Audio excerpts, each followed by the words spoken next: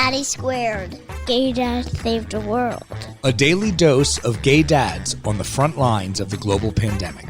With Alex McGann and Jan Dick. Hello, Alex. You always laugh when I start talking. Now when you start talking. Now I'm thinking that, my accent is weird. It's not, well, your accent is weird, but that's not the point. Go ahead. You know that yesterday we talked with Romain, and he told us about the quiche. So it kind of inspired me, and I decided to make a quiche. Yes. And so I bought spinach and mushrooms, and then he messaged me. He was like, hey, I just made spinach and mushroom quiche. And I'm like, okay, this is a sign from God. I have exactly these ingredients. Let's try that. This is, by the way, what God spends his time doing. Instead of course, bringing us a cure for the COVID virus, he's sending messages about spinach and quiche. So how did it come out? It was good. I think that Alex has been very polite. No. Listen, I ate 2 pieces of it. It was very nice. I think that it probably was lacking some eggs. Everything. It might have needed more egg inside it or something like that. Look, it was very good. It wasn't quiche. It was mashed potatoes on top of a pastry puff. In a marriage, you're never supposed to say that a person is like their mother. But in this way, my husband is just like his mother, because every time his mother brings a dish out of the... You married my mother. How does that feel? God, it feels that... I know, don't say that. No, I'm just saying, every time she brings a dish out of the kitchen, she says, this one didn't work out that well for me. Every time. So I'm just saying, it actually was just fine. We ate all of it. Let's move on. Oh, also, there was, I think, a book in like the 1980s, I want to say, called Real Men Don't Eat Quiche. Seriously? I never read Is the that book a cooking because book? I know. I think it was like some kind of semi-funny book about gender. I don't really know. I really don't care, because you can eat whatever the hell you want to eat, and since we're gay men anyway, we can quiche it all day long and it doesn't matter. I want to give a shout out to Eric Hopkins in Michigan. He wrote us such a nice message about the podcast, and he's not a dad, but he's a nurse in the COVID-19 unit specifically. So let's not mess around. He listens to us, so hi. And also, Alex, we got an email from Kevin in South Africa. Here's your first customer to buy the calendar, your decontamination calendar. He wants the calendar. He wants the calendar. He says that maybe we can engage Michael Stokes to collaborate and take the photos, and I think it will be very interesting. Oh my God, I love it. I mean, that's part of the flaw with the calendar is we'd have to get the photographer to actually be in the room, and nobody wants to be in the room with these people while they're decontaminating themselves. But you know what? Apple, who is not a sponsor of Daddy Squared, but really could be if they wanted to, does all of those, this photo taken on iPhone posters all over the place. It could be done. I'm telling you. But let's leave it for a little bit. Wait, also, isn't Tim Cook a gay? He's a gay. So, do you want to photograph him? No, but he's the head of Apple. So? I want his money. This isn't that complicated. All right, let's, today we're calling, today we have another couple. Oh, we're doing that. We have another power couple, Jonathon and Blair. They are in West Virginia, and Jonathon is a paramedic, and Blair is a TV reporter. Oh dear God! Why do people have to make me feel so bad about myself? Wow, huh? So we're going to start today. We're going to interview Jonathon. Tomorrow we're going to interview Blair, and you'll get the full view of a couple who works at as essential workers. Let's call Jonathon. Let's do it.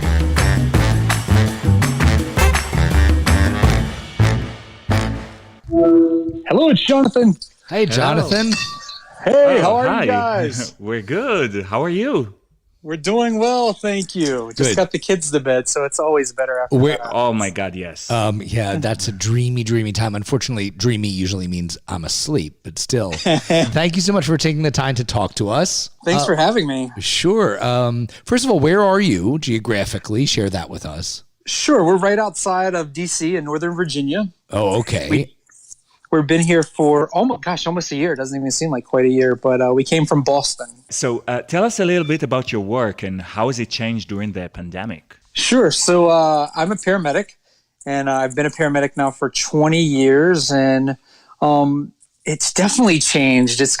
I've seen a lot in 20 years. I responded to the Pentagon on 9/11. Oh, wow. I've been in Guatemala and delivered a baby. I've been to mission trips there.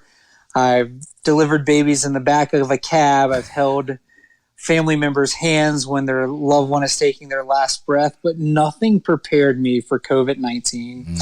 And here's why, is because I started out as a firefighter, then became a paramedic, and I knew that from day one, that's a risky job. You're going into situations that are sometimes dangerous, that you may not know what waits for you on the other side of the door.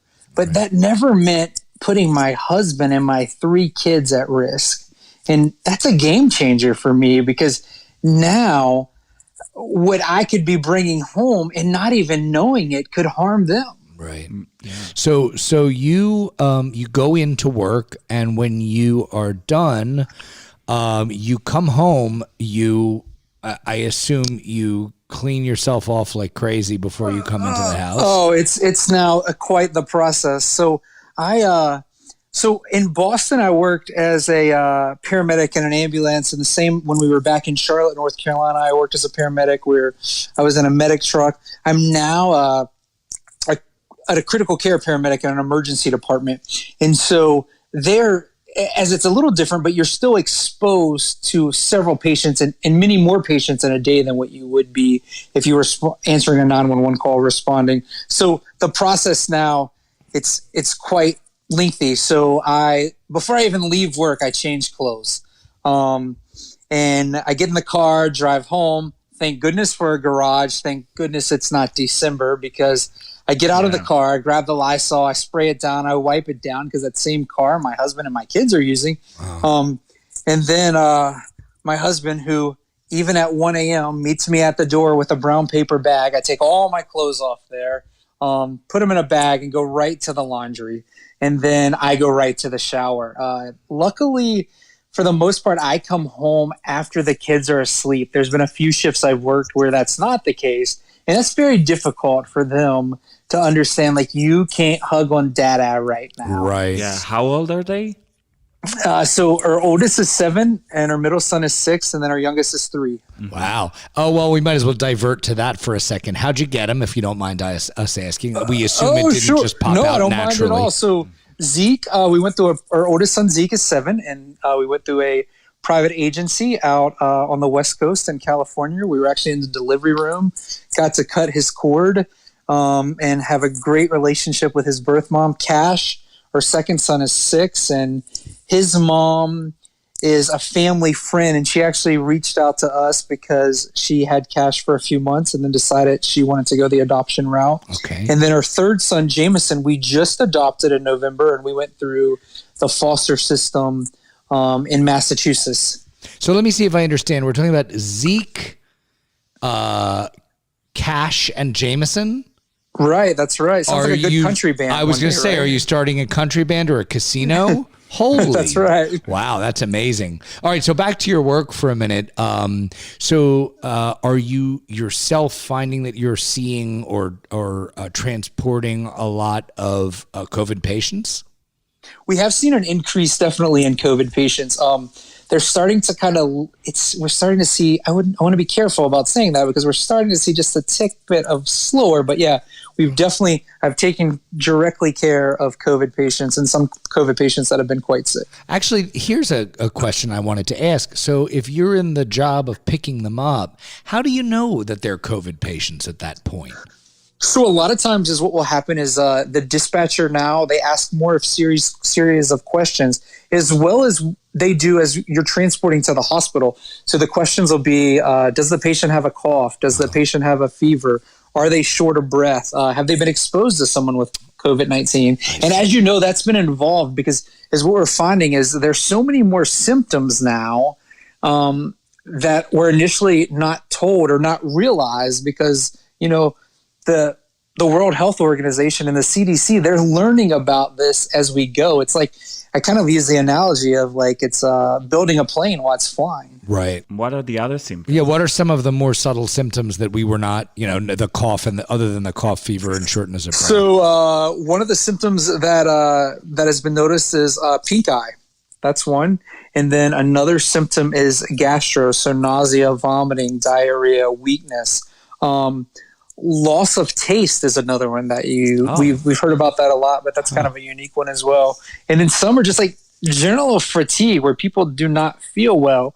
And, now that the testing is more readily available, we're seeing some patients that may come in for something else, but they're getting tested and they come back positive and they have no symptoms of anything that would be related to COVID, but yet they're coming back positive. Right. And those people are sent home and told to isolate themselves and really nothing more than that, right? Right. That's correct. Yep. Yeah. So isolate for 14 days, or if you've had the test, if you haven't had the test, 72 hours after you become fever free.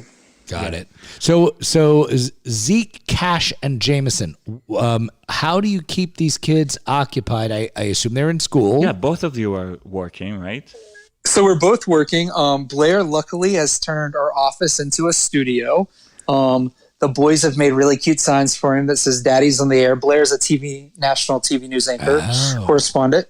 And so it's kind of funny. The other day I was working and our nanny was not feeling well. So we said, stay home. We don't want you around us or the kids. Sure. And she's not around me at all just because of what I've been exposed to. But Blair, for the most part, has been home. But he was in the middle of a newscast with the Atlanta TV station. And our son Cash walked in to let him know the pizza delivery guy was here live on TV. There's Cash in his pajamas coming in to say, "Daddy, the pizza's here." Excellent.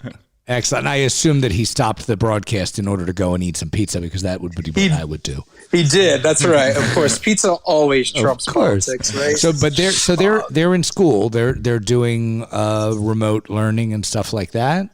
Right. We are doing remote learning. I'm trying to keep it fun, and it's a great opportunity in the mornings to talk about, respect and what does it mean to love others and what does it mean to be kind to your brothers or strangers. But like for Earth Day, we walked our neighborhood and we picked up things that were recyclable and put them in the recycling can. We have a butterfly habitat. We started to grow a garden for the first time. We'll see how it goes. Wow. And then, so we're doing things like that where it's more like hands-on, but we're also, they're in kindergarten and first grade. And so we're doing a lot of online stuff. It's kind of hard to keep their attention with a teacher talking to them online. So we haven't done a ton of that. You do have to kind of sign in and let them know that you're there.